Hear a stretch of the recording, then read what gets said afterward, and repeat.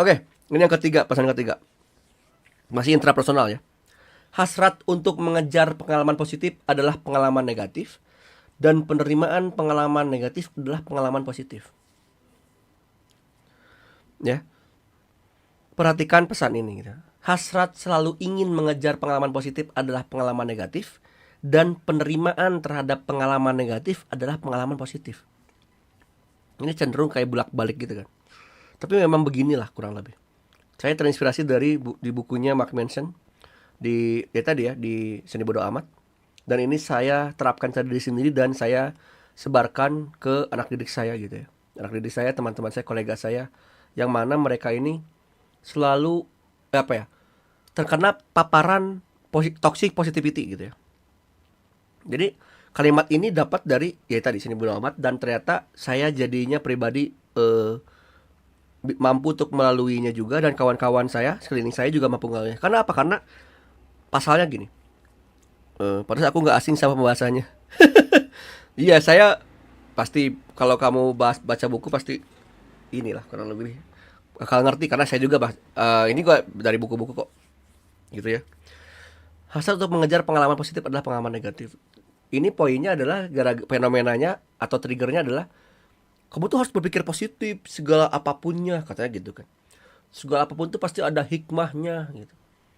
Saya kira itu benar. Dan itu pasti benar dan emang ada benarnya dan jelas benarnya gitu. Hanya saja emosional itu manusiawi.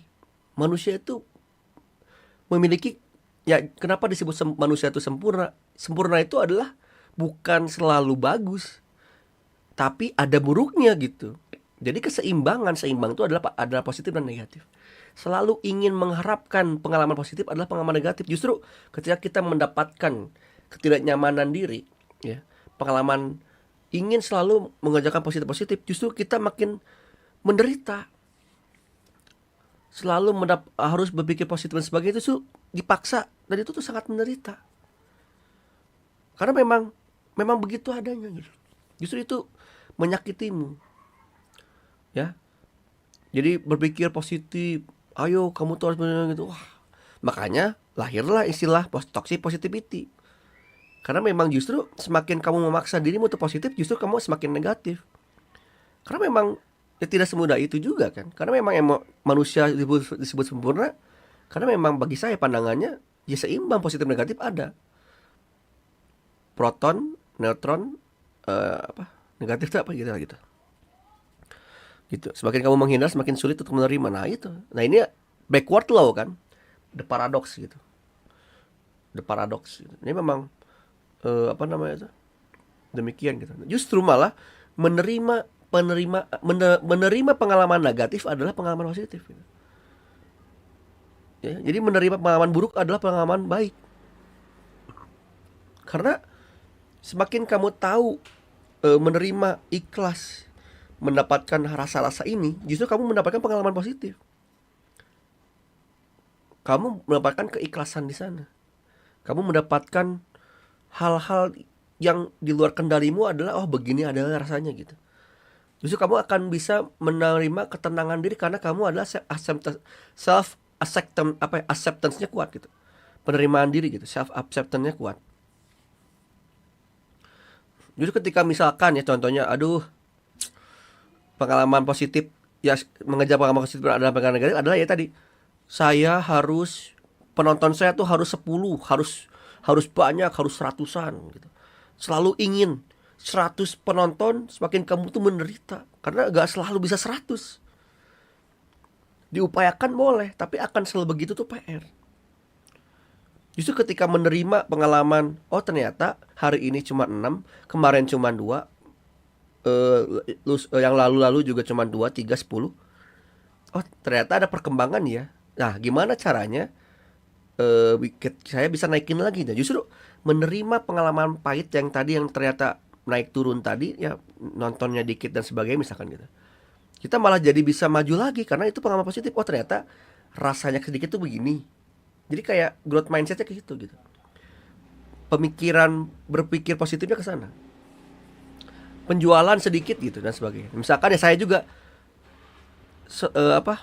mengejar pengalaman positif dan pengalaman negatif. Misalkan kemarin saya bikin kelas, ekspektasi saya emang nggak langsung banyak karena saya sadar diri saya juga baru muncul lagi ke sini gitu ya. Jadi wajar banget, bahkan hampir nol yang beli juga ada. Justru malah menerima ternyata, oh ternyata masih ada orang yang meskipun saya tuh baru comeback, meskipun saya tuh bukan siapa-siapa bagi mereka, tapi mereka tuh percaya baik secara produknya maupun secara personal saya. Jadinya saya kesana gitu.